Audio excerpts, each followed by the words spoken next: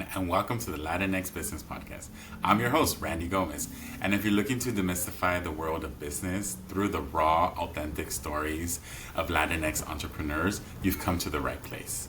As someone with an MBA and an IRS enrolled agent license, I spent years helping freelancers, partnerships, and S corporations navigate the often tricky waters of the US tax law. Now, I'm bringing that expertise and passion to this community right here. So thank you for tuning in, and you know what? It's time to talk business. Good morning, Madeline. Is that you? Yes. Good morning, Randy. How are you? Thank you for coming on the show. I appreciate you taking the time. I know you're a super busy individual, so Well, right from the get-go. I understand. Thank you for the invitation. I'm looking forward to our conversation today. Yes, me too. And how are things going? How are you feeling? I know last time we talked, it was a little bit, the circumstances were not good, and you were going through something, but how are you feeling today, a month out, right? And before we get into the show. No, thank you for remembering. Yes, it is a process. My father passed away in December, but it was 2 years where he basically was going through the consequences of having several strokes and then the full dementia. And it's very painful to see somebody who was a teacher, a professional, cared for other people, was a writer, was an author. And then suddenly is not able to, to be present 100%. So he had very, very few minutes of lucidity, and I'm glad I was able to be there when that happened. Yeah, but of course. Painful. So So thank you for asking. I really appreciate it. It's a process, but I'm glad that have his writing with me, and I read it every day because he wrote something for me to like inspiration quotes that he did. So I read those. So that's comforting. Oh wow, that's awesome. So something like he used to just write like quotes in a journal and then he passed it on to you, or was it something he prepared for you? He prepared for me. So my father, he really believed in the power of education. So he wrote several books about different methodologies, how to teach children and how to teach adults. So different methods and the best techniques, but also wrote short stories. And then since he knew that I was here in the States and I was by myself, he wrote little stories for me, or like I say, several quotes of inspiration. So when he and my mom will come to visit me here in the States, because my family lives in Peru, they will bring me those little books. So many times my mom and dad will co-create those little quotes so that when they were not here with me, I could think about them. That's actually very nice because, you can, as you said, they're comforting to you right now in the time where like your dad just passed away, but also it's like their act of kindness for you, right? So they're trying to still be with you even though they're not here, right? Or even if they're not physically here with you. So I think that's really beautiful, but thank you for sharing that. I appreciate it. Thank you. Yeah, definitely. So yeah, let's get into the interview. And I have some questions I always ask all the interviewees because I think it's very important, especially now, right, with the times that we're living in. But what is your preferred pronoun, and how do you identify in the Latinx community? Her, she, that is her. Okay. Actually, your question about how I identify myself in the Latinx community is very interesting to me because, as a social research, I as Hispanic or Latino with the established standards for the classification of data on ethnicity. So, yes, this plays a crucial role in an awkward data agencies. It's not just a it's a critical tool in my field because if I Hispanic or Latino, I'm contributing to the accuracy of the demographic data, which is, way for policy and also targeted programs and social research. So thank you for asking. Yeah, no, I really like that explanation because I worked for the census many, many years ago when, in between jobs or in between like after I left college or something. I can't remember really, but, people always ask like, why can't I choose something else? And I was like, well, like that's your ethnicity. And a lot of people don't even know the understanding or the difference between ethnicity and race, right? So they think that race and ethnicity is the same thing. So that's the way you explained it right now is actually a perfect way to describe it, because I also worked at the city of Los Angeles, and the city of Los Angeles, provides a lot of social programs, right? But unless you count the people living in your district, if the race if you don't collect all this information, then you're really gonna miss out on providing services to the demographic in your district, right? So yes. yeah, the way you explained it, I think is really good.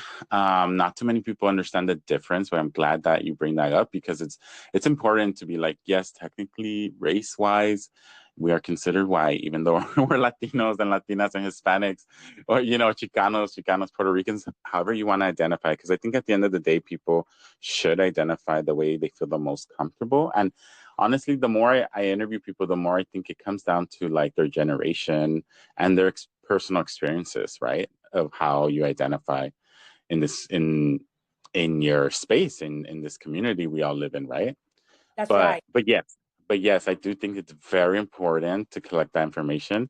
Because I've even had friends tell me like, the word Hispanic has a bad connotation because and it used to be used as a derogatory term. And even the word Chicano, right? But the community itself like turned that around and started using it as an empowering word for themselves, right? So yes, I think it's very important to call ourselves Latinos, Hispanics, and everything in between, and what you feel more comfortable with. But I think you just gave the greatest explanation. Thank you. So, Glad you brought because yeah, because that's the only way that we can make meaningful comparison across groups. You know what I mean? So other becomes it is very problematic to group the people and report the data at the aggregate level. So thank you for that. yeah. So tell me more about your background then. Where is your family from? And then give me like, and then we can go from after that. We'll talk about how you started your career. Oh yes. Okay. So I am from Peru, specifically from this small town, and the name of this town is a beach town called Mollendo, Molendo, Mollendo, and it is located in the Arequipa. And Arequipa is also a city, and it's known as the White City. So because it's a colonial city and it has a volcano, and a lot of the buildings are constructed using this stone called a sillar that is white. Now, why did I mention that? Because I grew up in Mollendo, and it's a beach town, and the culture is more relaxed. And my father and mother, my parents had a vocational school in Mollendo. So what we did was that we had classes for people to be trained to be back then, right? Bookkeeping assistants, and to be assistants for administrators. So they taught shorthand, typing, principles of accounting, all of that, principles of business administration.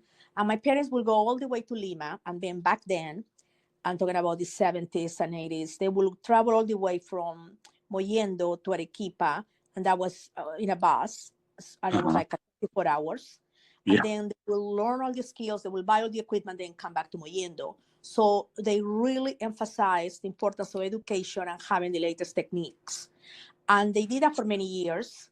A little bit about how I started the book. But my parents had then a dramatic change that they had to close the school and we had to move to Arequipa. So I would say that I experienced change myself. So that is one part, and that's what inspired to write my book, The Sim Framework, that we're going to talk a few minutes later. But I wanted to mention that I came to the United States to pursue my education. So I came to do my undergraduate, my master, and then my PhD. And I went to the University of Tennessee. So my experience in the United States, like everybody else, we all have different experiences. So in my case, I came specifically for my education, and I went to Tennessee because I was an exchange student. And then I developed a lot of friends, and I had a lot of, relationships in Tennessee. So that's where, when I wanted to come back to the States to pursue my education, I went where I had my friends. And I'm talking about the 80s. And that was a very different landscape like it is today in the United States. So it's just, when I compare the different, I would say, the 80s, the 90s, and the 2000s, and all of that, I can see it completely change. But anyway, so that is my background, and I have two sisters. One is a physician, and another one is an accountant. But she has several businesses for imports and exports. My parents both passed away. Excuse me. My mom passed away during the pandemic. She just had a heart attack. So it wasn't related to COVID, but I couldn't go to Peru because Peru closed their border. Because of COVID, yeah, it was terrible. And then my father that passed away this December. So now I'm more into a reflected mode in terms of what really I want to do in life, because all of us go through transitions. So it seems that nowadays I'm really into trying to give back, because I really had this experience when I went back to Peru for my father about the impact that they had on people, and how I can see it. And I really want to make that kind of impact that they did, because they changed lives. And at the end of the day, that's what matters. So that's what I wrote the book. That's what I right now am doing a lot of developing curricula for leadership training, and specifically for different generations and also for different populations. I mean, I'm talking about Latinos, but also about African Americans, and because there are different ways of communicating the same message, and also make it relevant to that population, and also for whites, and also for group that is diverse. So yes. Okay. So yeah, we'll get a little bit more into that, like you said, in a bit. But right now, tell me how you started, or how did you become an entrepreneur? How did you start your own business? Maybe take us through a little bit of your career journey, and then we'll after that, we'll move into the book. Yeah, so it's very interesting, because my life completely changed when I came to the United States. And that's what I always thought, right? That was the beginning. But no, if I reflect back, it all started because my parents had this vocational school, but also my father was a teacher at elementary school, and he did his business. So he had basically two jobs, and my mom worked full-time in the school, in the vocational school. So, but they were more, I would say, they focused more on what they were going to give and the training. I don't think they were the best entrepreneurs. They tried, but I think they had a purpose. And that was, I don't know, I guess commonality between the two, that they really, really have a purpose. And my father decided in 7 years teacher, he was not going to stay in his small town. He moved to Mollendo, moved to Arequipa. So my point is that maybe that I had the same desire to do certain things. So I always wanted to make things practical and to apply whatever I learned. And so when I pursued my education, even when I was in graduate school, I tried to work with different organizations and apply what I was learning in terms of like different tools, like survey.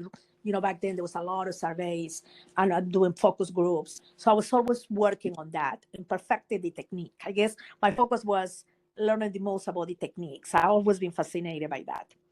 And and then I taught at university. I was actually a research and a teaching assistantship all the way during my graduate school. And I always had my own class in Tennessee. So this is interesting because, you can tell my accent. But I was teaching sociology, social programs, and also statistics. So that that gives me the how will I call it, the tools for me to be a successful entrepreneur today. And then I got married. I moved to another town. I started doing consulting. Again, go back to applying what I learned. And I guess I moved to Louisiana. And in Louisiana was where I really have the aha moment, where I realized, hey, you have all this knowledge, all these skills, but they really, really have to be in such a way delivered to different populations that people can actually use them. And I started working along with nonprofits in their strategic planning, on trying to monitor what they were doing. And I went to the small little towns. I remember me driving my car, getting lost, but I wanted to actually see how people were doing there and the different populations. And so that was an incredible experience working in Louisiana, because, Yeah. especially about the health outcomes. And then, I moved to Washington, D.C. I started working with corporate America, large companies, and I started doing government contracts. And I thought, wow, this is excellent. The impact is bigger. It's now I'm working with large companies that are doing large projects. But then I thought, hey, who gives the money, right? The government. So I thought, Yeah. hey, let's go ahead and why don't I work for the federal government? And I decided to go for, and I went there, and I became the director of performance and evaluation for all NIH. And that was really, I guess, the high point of my career, because I was able to interact with a lot of scientists from different backgrounds, and I was able to contribute with my expertise in real life, in the real life world, because in Louisiana. Mm-hmm. And so I was able to combine perspectives from the scientists, from the community, from the academia, from the corporate America. So, and look at the projects from different angles. And Yeah. yeah. No, I can totally see how, I feel like one solution fit all doesn't work. And really when you're trying to find a solution for one issue, like you really need to bring in all these different what's the word I'm looking for? Like stakeholders, right? You need all these Yeah. stakeholders it just doesn't take science to, like, for example, when COVID, right? It's a very basic example, but COVID came out, like the whole world stopped and the whole world switched over to trying to find a cure, right? At the moment, where it's something that's kind of like unprecedented, really. But then a vaccine was developed, right? And the only reason the vaccine was developed so fast was because every single vaccine manufacturer out there was working on finding a solution, right? Yes. So yeah, no, totally. I can see how that your experience of working with different stakeholders and bringing them all together was really the highlight. And then, so basically, my journey has not been a straight line, right? It has gone to different directions. And, Mm-hmm.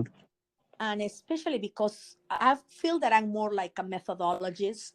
I'm more like I can see the whole project and I can design it, rather than just focusing on one field and being there and forgetting about the technique. So for me, it's more Yeah. important, what is the problem you want to solve, and what are the best techniques, tools, knowledge that can help us to solve the problem, as opposed to, hey, yes, in our field, we're always solved like this. I try to ignore that. To me, that is not important. It's to find the best solution from different areas. As you were saying, bringing different stakeholders. So when I decided to leave the federal government, of course, once I left, my first client was my former Studio Health. And then from there, people start getting to know the work of Windrose Vision, my company, Mm-hmm. and started having work for the National Science Foundation. And it's always been in the area of to assess the effectiveness and the impact of federally funded projects in different areas. It could be STEAM, and also could be on biomedical, well, biomedics, part of STEAM, but also in terms of any social program.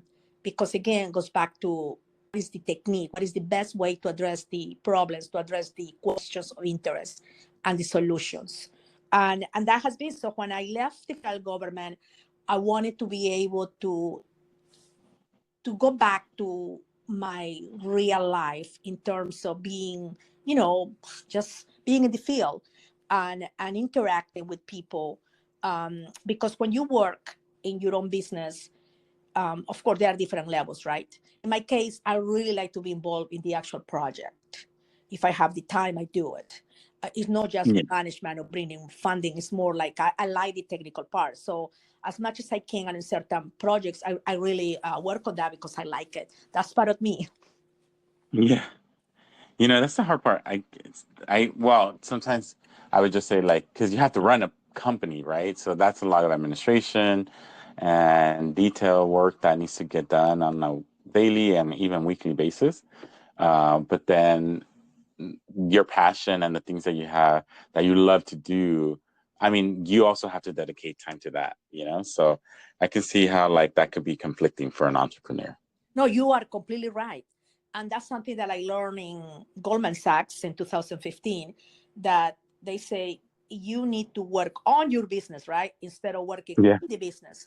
So I think now I'm at the stage of my company and also my life where I wouldn't say that is the perfect balance or equilibrium, but I have reached that. So I'm very conscious of my decisions. So what do I mean with that?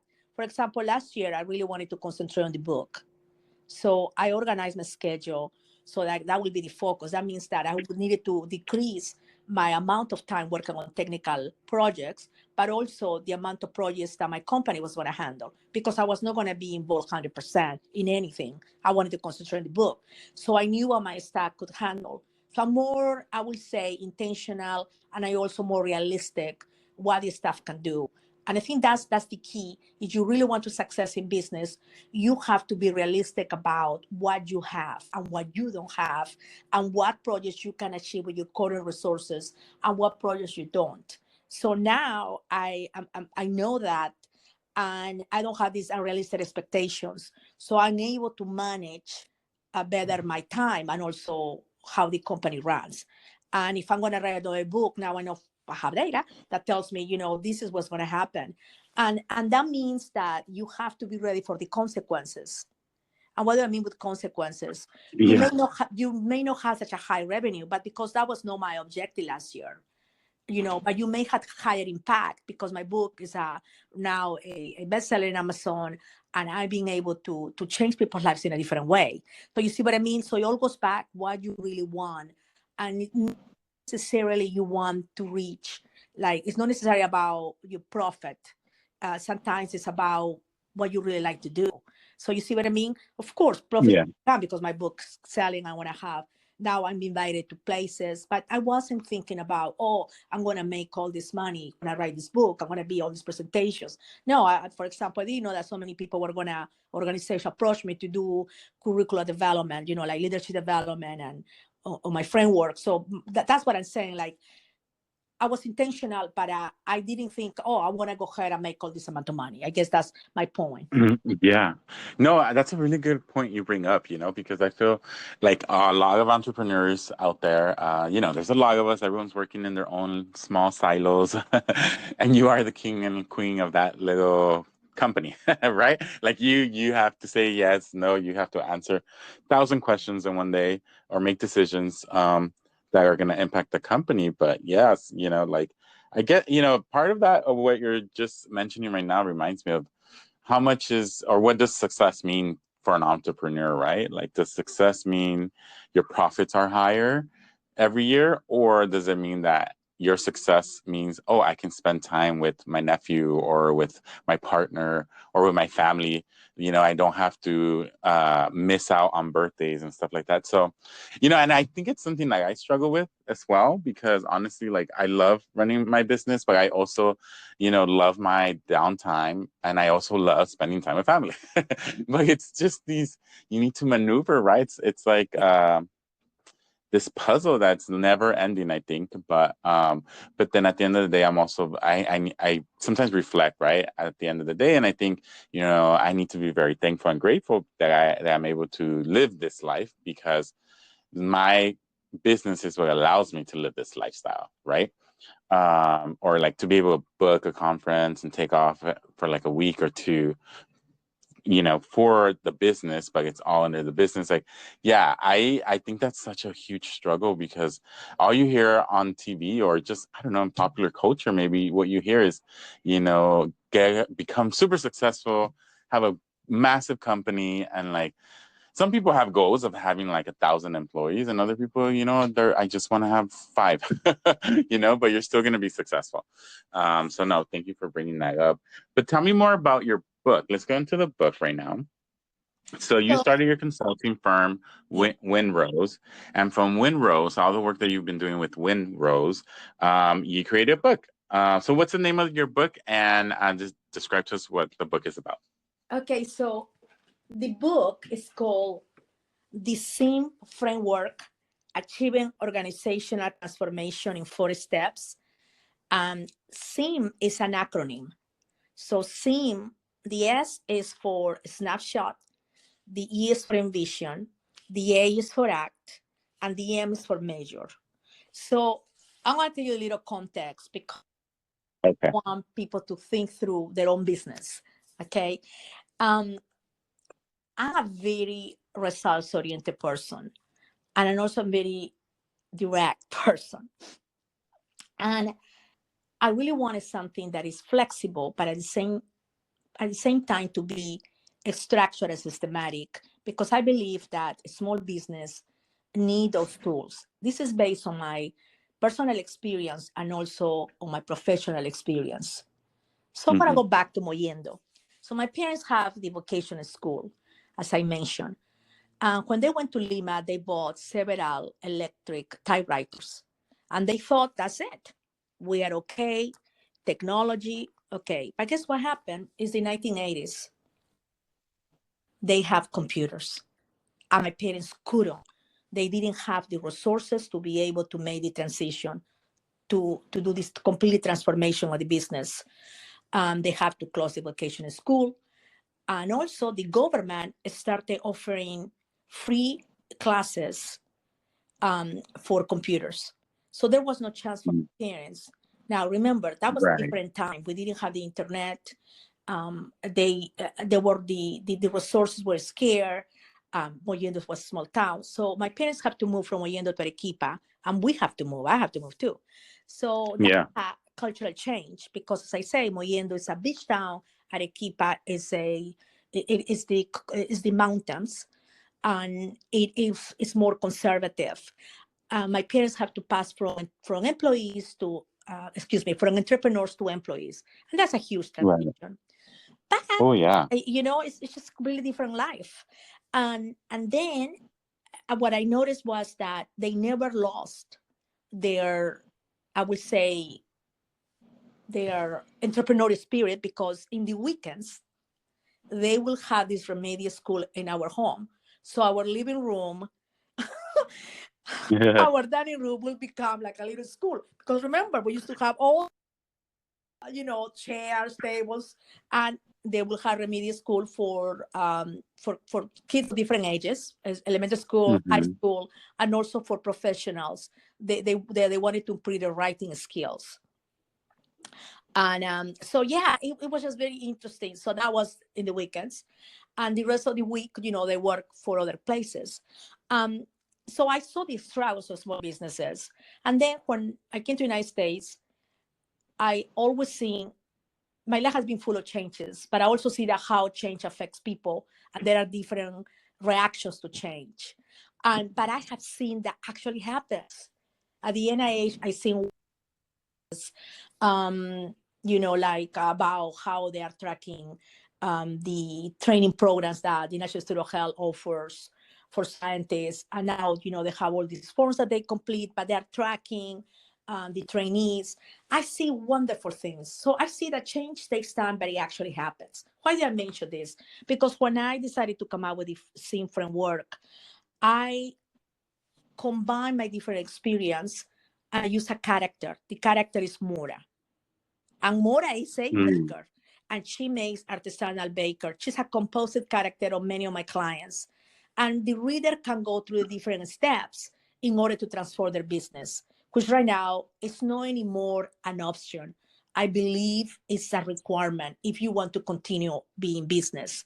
So the snapshot is where you assess your business, you assess your current reality, and I give you specific exercises to identify your own business, what you need to your business, or what is the current situation of your business before you want to do any type of transformation. And then on the ambition, you actually work on those areas. So you work identify how you're going to solve the issues in your company that you have identified in the snapshot, and also you develop again your goals and all what you want. And then in the act, we walk over like how important is a plan and how you implement your plan. And then lastly, the measure is like how you monitor the progress of your plan. And you see every step through Mora. So it relates to you. And I also offer templates that you can play with it. So the templates, that you get the book, you can go to the website, and then you can download the templates and use it on your own business. So you will say, hey, that's what everybody does. Well, not everybody, because not everybody gives you the templates to apply the book. But my point is that it is something that you can use to identify what type of expertise you need to transform. Because nowadays, if you hire a consultant, it may not be the right time. So you really have to go through this process and identify, I really need to hire this person for this specific area, as opposed to invest it again, a lot of money, and then at the end, not have enough money for the implementation. So these steps help you to decide where to go. Yeah, so that I think that's a really important point you brought up about your book and the purpose of your book, right? To help small businesses, because hiring a consultant to do this for you will be thousands of dollars, and small businesses sometimes don't have that, right? Don't have thousands of dollars for an expensive consultant to create a plan and help them implement it and see it through. But I like the idea that, like, if an entrepreneur gets your book, or any leadership of any small business could pick up your book, and then they can start working on the process of, like, creating a snapshot of what the current situation is of the business, or the state of mind of the business at the moment, and then envisioning what would be the outcome or the vision for the company like 5 years from now. It kind of reminds me of Goldman Sachs a little bit, to be honest. Remember, I think last time we talked about how I did the Goldman Sachs program too, and I love that program. I will recommend it to anyone that owns a business. It is, to me, the less expensive mini MBA program you could ever apply for. That's a good point, what you're saying. Yeah. In my book, I show you how to transform your business for the digital era. So it's very specific about how you can incorporate technology into your business. Because nowadays, I feel that we tend to follow the fad. So everybody's using generative AI, right? So then, okay, I'm going to use that for my business. But wait a moment, do you have data? How are you going to use it? What part of your process you're going to actually incorporate this that can actually help you to reach your goals? So I think that's what I mean, structure. So it's very hands-on in that you have to analyze your processes and see where to incorporate these technologies going to help in your business to survive and also to grow and scale. And not all business can grow and scale. So it's very hard for a business to scale when you don't have something that can be like you can actually repeat continuously. In consulting, you can do certain things, but other things you cannot, because the projects they're very different. Like, for example, if I'm working with the National Science Foundation, many times what I'm working on is completely different. I cannot use it for my client that is the business. However, for some things for the business, yes, I can replicate in other business, but still. So that is, I think, the dilemma between what you really care. Is your company, you know what I mean? Is your company really focused on the customer, or your company focused on other things? And what is their priority and their values? Because when you focus on your customer, it is more laborious to do something tailor-made just for one customer, as opposed that you have a process in place, I don't know, to produce something that can be for everybody. So you see, it goes back to what is important to you and to your business. And that's the culture of your business. So in my case, there are certain things that I care about. Quality to me is very important. And because of the data, I really care about that. And I want to be able to make the greatest impact. So many times I have to actually tailor whatever I do to that specific program, everything, because I really am looking just to study the effectiveness of the program.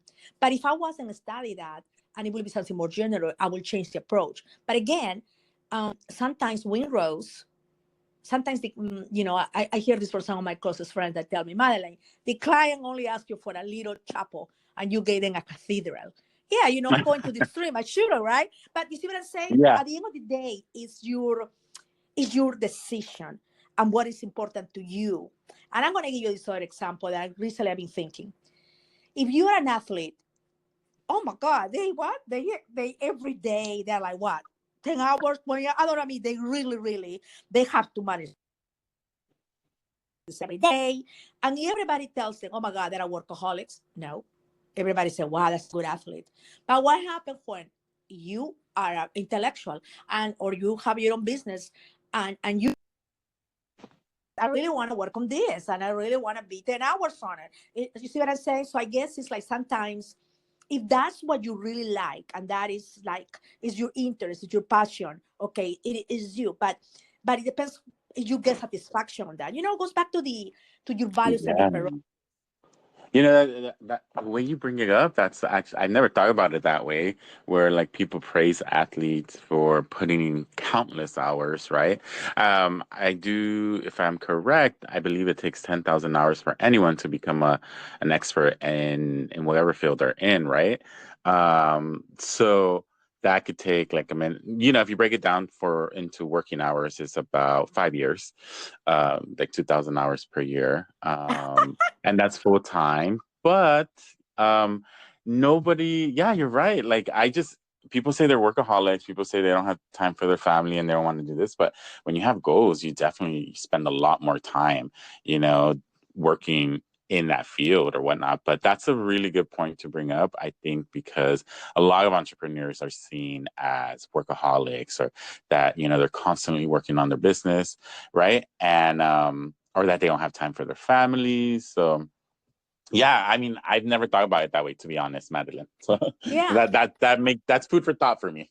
And then the other part is about the consequences, right? We don't see the other part of the athlete. I do have friends who are athletes. And what happened, after they're 30, they're 40, you know what I mean, 50. I mean, I have a friend that is a runner, and yes, they have problems, their health problems, but we don't see that part. So my point is that their consequences are in their bodies, but we don't see it. And then the other Mm-hmm. is that the same is for the entrepreneurs, and for anybody who works intensely on something. You consequence on different areas. So yeah, but being intentional about, like in my case, I really like now the writing and doing a lot of curricular development. And I realize that I love it. It can be hours. And of course, I have a husband who has a very balanced life. He's an engineer though. But I realized that, yes, it's important, but balance is not what we think like. It's not like we thought that you could actually have a balanced life. No, I think some days you're going to do 40, other days you're going to do 50, other days you're going to do 100. And sometimes, okay, it's like values. Values do not change. What changes are the priorities of your values according to the circumstances. So that's what I believe. Mm-hmm. So for example, my value is on the high quality of the products that I produce. But in a moment of emergency, that value has to go down because I need, for example, if it's something immediately, I need to go ahead and value for my employees because first, so you see what I mean? They fluctuate according to Yes. what you're saying is for the athletes and as entrepreneurs. Like who tells you we can have a balanced life. I think it is according to circumstances at the time. And also I was very not lucky because to get where we are. But that Yeah. I'm gonna dedicate my time right and go to conference, all of this curricula. But again, it's my decision. Yes, yes, yes. No, definitely. So then, you know what? Let me ask you this question. Let's talk a little bit more about your book and how, or if you can give us an example of like a company that you've worked with that's used your book and your methodology of SEAM, right? Um, and then that way the listeners can get an idea of like a practical example of how you use it.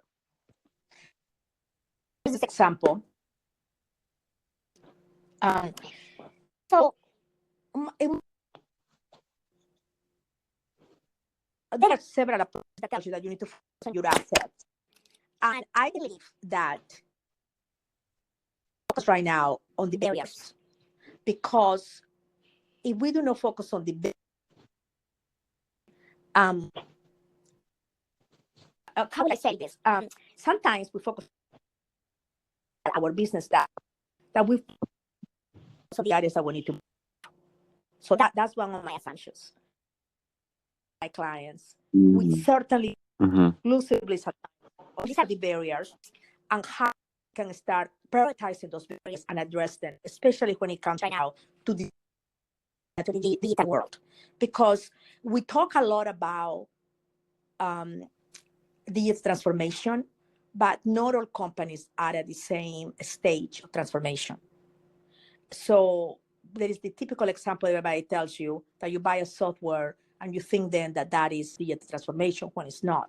So I think the important part is to go through to the whole process of first identifying which areas is where technology can help you with the best, but not just technology, but also like in terms of your efficiency, productivity, but it goes back to your processes. So in the book, as I say, it's a composite of several characters. In the case of Mora, when she looks at her process, she looks at the packing takes long time. The packing of the bread, put it in plastic bags. It takes long time. It takes a lot of employees, and also there is several mistakes. So those are three identifiable things you can actually verify, identify, and then when she compares with the other parts of the process, it's like, okay, do I need a machine here that can help me with that? It's not so much about the machine, or it's not so much about the integration of technology. It's the fact that it's the way how we identify the barrier and how we address it and how many points we're addressing. One, of course, is the labor, because with a machine will be less labor. But the other one is about the number of hours, but also it's going to maximize the quality because there's going to be less errors.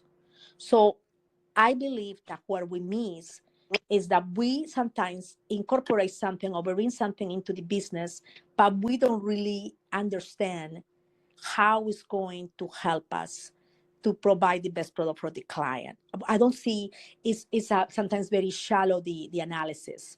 And it's not specific to how it's going to provide me the greatest benefit. So we sometimes follow our guts instead of following the data. And the data is the one that is going to give us the, so you have both, your analytical evidence and the data, then you have a strong evidence to make a decision. This thing about what differentiates a large business and a small business, I would say the number one, because I work on corporate America, is the processes and procedures. They're very clear. Of course, you will say, no, they're not. Yes, they are. They're there. And that's why, yeah, it's a lot of bureaucracy. But actually, that helps, even regardless of the bureaucracy. Look at how much they can do. It's not necessarily because they have all these people. It's because they have some structure and some systematic way of doing things. So I believe that for a small business to succeed, they need to have very strong foundation. And the foundation are the procedures, processes, all the guidelines that they have, their workflows. So before we start talking about changing the culture, I think people need to identify, okay, if you make this, what is your workflow? What are your procedures and processes to ensure that everybody's doing that to the best of their ability, that there are no duplication of efforts. So if we don't have that, then everybody's going to go in all directions. And maybe it's not the culture. Maybe it's that the procedures are not very clear at all. So it's confusing, and that creates problems in the culture. It could be that everybody speaks the same language, everybody gets along, but when it comes to work, they just cannot see the same thing, because first of all, there are no procedures. So everybody goes and does the best that they can. So you see, it's something very basic that people say, but put it in reality. So there is an example about, oh my God, I hope I can, yeah, it's Burger King. Sorry if I'm making, I mentioned in my book, but basically the CEO went to the different facilities and found out that in some facilities they were putting the cheese on the top, and in other ones they were putting the cheese on the bottom of the hamburger meat. So what happened? If there was no standardization, and look, something so simple, actually it's not as simple, because by the time the bread comes to me, right, or the hamburger, I want to put the cheese on the top. Yes, think about this. If everybody puts it on the top, it goes faster. And there is no, because the person who receives that is going to just complete, right, the assembly line. But what I'm saying is that something so little can have a great impact because of the standardization or something. Now, it doesn't mean that procedures, processes are something static and never can be changed. No. It doesn't mean that. It means that then you have something that you can make your changes, that you can make your progress. So you do not have any process. How do you expect to change? So nobody will sort of know how you're going to make your progress, because if you don't have a baseline, then you cannot measure the progress you're making. And that's the same with procedures. If you have something written, then you can say, okay, oh, no, we don't do it like this. We do it this other way. Okay, so then you can say, hey, this is what is going on. So that's the point that I really emphasize, that you have to have procedure. You have to know what's going on, the workflows, before you even start thinking, oh my God, I have a problem here. What you currently have? And I always tell my staff and to my clients and to everybody that I speak to, if it's not written, it doesn't exist. So it goes back to the act. You do have to have something there, and it's going to change, of course. But a big company has that. A big company has that. Otherwise, it wouldn't be able to function. Yeah. So, okay. So what about small companies? Because sometimes they're so small, right? Like they're like 3-4 people, small companies, right? And there's a lot of those, right? A lot of people work for small companies. So what would you, well, I guess the recommendation is for them to pick up your book, right? Because your book will outline to them what they need to do. And then also to have these policies and procedures and handbooks written down, because you're right. It sets the tone, right? So yeah, I think that. I'm sorry to interrupt you. Go ahead. All good. Well, I was just going to say it sets the tone. And like you just mentioned right now, it's a starting point. But, I think a lot of people get stuck in oh, this is the way procedures are. But the key word you just used earlier is static. They're not static, right? Yeah, they're not. They can always change. But, if you're not looking at how to change it, then it's never going to change, of course, right? That's right. So let's see that there is a restaurants. So the first thing is that, are those recipes written down? Because I have a friend that her mother was she had a small, actually excellent food, but it was a small restaurant, and none of the recipes were written. So she was always there because her mother loves that cooking and, had the helpers. But when her mother passed away suddenly, there was no way how she was going to do with that restaurant. There were no recipes written, So that was one thing. That was, okay. The other one was about, yes, I understand it's very difficult because you have a lot of people that come in, come out. The workforce is a big issue nowadays for a small business. But again, do you have your workflow about what each staff needs to do, especially when you are into something that is hands-on and you're making something? So that was one thing about you have to have that. The other one is about written procedures. Okay, but what about video? Of course, you can go ahead and videotape yourself and say, this is how you're supposed to be doing something. That is your training, you see? And it's something that you can actually show to your people. this is how you're supposed to, I don't know, cook the rice. You're supposed to make box with a video. And then you look at the different videos, you train it with the videos, and then you say, oh my God, no, you're right. Somebody, after people learn what is in place, then people can go ahead and offer suggestions, because that's the way to go. You do something, you test it, and then you revise. But we do something and then we never revise. You see what happened? Or right, what happens is we just continue doing, but we never went back and changed it. So then we don't know if it improves. So when the consultant comes, the consultant is gonna say, you need to do that, and then you will say, that happened to my friends, by the way. Well, you need to do that. And my friend will say, I already done that. And what was the result? Well, la, doesn't remember. Okay, so the consultant will say, what about this other thing? Oh, we did that. You see what I mean? So it would have been great. That would have been a paragraph of the things that had been tried. Then, so because the consultant is going to offer all the things that you tried. Yeah. So if you had, it was like going back to your point, if you had it documented, and then you had to also document why it didn't work, or, you know, or you guys tried revising it and you guys decided to go away with it or just not work with it for X reason, then you don't have it, right? Because you don't have it in your archives or your company's history. Yes. Really. Yeah, no, I like that a lot. And so, yeah, so many small businesses I think could benefit from your book. And I think that's like the biggest takeaway of the episode this week, or, you know, this episode, because unfortunately big companies have the budgets to pay for someone to come in and help them out, you know, and help them implement this as well. But smaller companies, like a 2-3 person company, you know, those companies are the ones that probably need your help the most. Yeah, and then, as I said, you can go ahead and use your phone and start. It will save you time for your training, because I heard that everybody's training and retraining. And so in order to make sense of the chaos, you do need to have a systematic framework for change. And if you don't have it, then how you're going to adjust, how you're going to adapt if you don't know your situation. You see, then we follow what everybody's doing. That's what I see sometimes, that, okay, this company is like mine, like cleaning, right? Let's say you have a cleaning service company. Okay, so this company is doing this, so I'm going to do the same. But did you really realize that maybe that's not what you need, what the other company did? Maybe you need to do something else. So that is the key, that we have these frameworks, but instead of following the books, because it's true, people don't have time to read nowadays. Well, actually, I think we should make time. And right now, that's why I offer templates. So the people that like to read, download the templates, and then we'll help you start resolving the templates. So it's very action oriented. But anyway, apply. Gotcha. Yeah. Follow Yeah, something. because, you know, I was just gonna say too, let me be devil's advocate, and I'll be like, I'm an entrepreneur, I don't have time.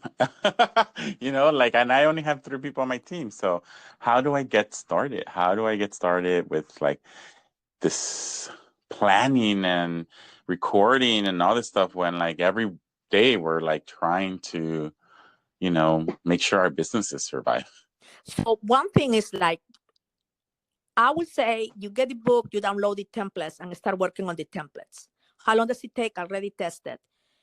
It depends. It depends if you want to do it alone or you want to do it with your team. And the team is the, okay, so this is what happened. The advantage that I see, if you're a business owner, the advantage that I see for the owner to do it alone is that many times the business owner doesn't have a disconnect between what actually happened and what he thinks everybody's doing. So yeah, so it's a gap, right? What everybody's doing and actually what he thinks everybody's doing. So the entrepreneur, the business owner decided to go through the whole steps. He can spend, I would say, if every day spends 2 hours, I think in 8 hours they can finish, because many times, of course, you need data, but many times entrepreneurs, they have a lot of information. So this is the way to pour your information down, okay? Because it's Oh, sorry, just sorry for interrupting, but you said 2 hours a day and a total of how many hours? 8? Yeah, I would say 2 for, like, in a week. You can do it in 8 hours, so you can do every day for 1 week, 2 hours. Yeah, yes. Okay, got it. And you use your current plan. If you don't have a current plan, okay, go ahead. But if you already have your current plan, you start with your current plan. I assuming now that everybody has a current plan. But if you don't have it, it's okay. But if you Yes, have it, you well, if you use. don't have it, yes, well, if you find, if you don't have it, then that's the first step. You need to create one. That's right. And then you follow the steps. Yeah. So the next thing is Yes, this. okay. Once you, okay, it gives you sources of data. For example, in my example, I say that, remember I mentioned that the character is Mora, and she has she has this issue with the packing of the bread. But actually, she also Yes. has a problem with the oven. Like the oven to make the bread doesn't work very well. Sometimes some of the bread is completely cooked, sometimes not, right? Bake, excuse me. So she has to make a decision whether to focus on the oven or the packing. And I teach people how to decide between those two. But my thing is that the business owner may know already that there are issues with the oven and may know that there are already issues with the packing. But it may be because some customers have complained and say about that they got the wrong bread. So my point is that many times you do have the data. So you put there if you have an analytical data or you have an actual data. Okay. And after you finish everything, then you can go with your team and you go through the whole exercise with your team. But you don't share your own. You just go through the process. And then you can go ahead and see if you guys are on the same page. Okay, this is when you really want the input of others. Because sometimes when you are in a group and you are with your staff, and the discrepancy between what your staff does and what you think they're doing could be huge. So entrepreneurs know. Business owners know. So that's what I mean. You have to be realistic. So this book is about action oriented. So if you don't know, start with the first chapter and it will give you immediately, oh, no. I think I need my team. You see, all is about action. I think we spend too much time thinking. I think we have been taught, I know people who read a lot of books. And then the month later, I say, what have you implemented? Because, I'm very direct with my friends. And they say, no, why this, blah, blah, blah, right? So my point is that you need something that can push us. And my book pushes you to say, hey, you know what? Stop thinking about you're doing this or that. Go ahead and start working on this. And then, okay, then you get engaged. Yeah. You see, that's the difference. I like that. I like that a lot, Madeline. And I think, we're definitely, people can find your book on Amazon, right? Yes. And then also if they want to work with you, they can find you like on your website, right? So what's your website? It's MadeleineWallace.com. Okay. Yes. And I'll put all that information too on the podcast episode notes. So if people want to get a hold of you, that information will be there as well. But yeah, I think we've come to the end because, this is all the time we have for today. But I think that your book is very resourceful. And I think a lot of small businesses need to go out and get your book as well. Because like I said, a lot of small businesses don't have the resources of a big corporation to bring in a consultant. But no, thank you so much for your time and everything. Any final words that you have for the audience or anything that you want to leave the audience with before we come to an end? Wow, we talk a lot. Yes, it's already been like an hour. Oh my God, yes. So let me see. I would say that there is the thing in project management that things often take twice as long and cost twice as much plan. So for anyone who's thinking about writing books or, I don't know, publishing something, they just need to keep that in mind. You plan, but it's going to take you longer. And this is it is a, how will I call it? It is a process and it takes time and it's also expensive. And why did I say that? Because every time I go to a place, people say, okay, tell me how to write a book, because I have all these stories. So first of all, you really need to love it. And you have to be immersed on that to be able to get it done. And then it's completely different, the part about the marketing. You see, so you can have excellent piece of work, but then the market is completely different. So anyway, for anybody who's interested on sharing their thoughts and ideas, you know, it's better for you to really see, is this, how do I want to do it? Do I have the time? Is this the right moment? Maybe it's not the right time, because it's going to take time and it's going to take longer than what you plan. Yeah, that's a good framework to have, and good advice from someone who has been through the process. Because I think you hear a lot out there right now that or people or anyone in their field just wants to become Instagram overnight success or social media success, and then they have a book, and because a lot of people are doing that in the US at least, but like you said, it takes a lot of time and planning and implementing. So thank you for those words. I appreciate it. But overall, thank you for your time, because we've come to the end of the hour. But if any of the listeners want to reach out to you or have more information or get your book, I know it's on Amazon, and the book is called The Seam Net Framework, right? Yes, the Seam Framework: Achieving Organizational Transformation in 4 Steps. Great. Thank you. And I'll also put definitely a link in the notes for the book itself, so people can, if they just want to click on there. But yes, thank you for your time, and then hopefully we'll talk again soon. Thank you very much for this opportunity. Have a great afternoon. Okay, you too. Bye, Madeleine. Bye.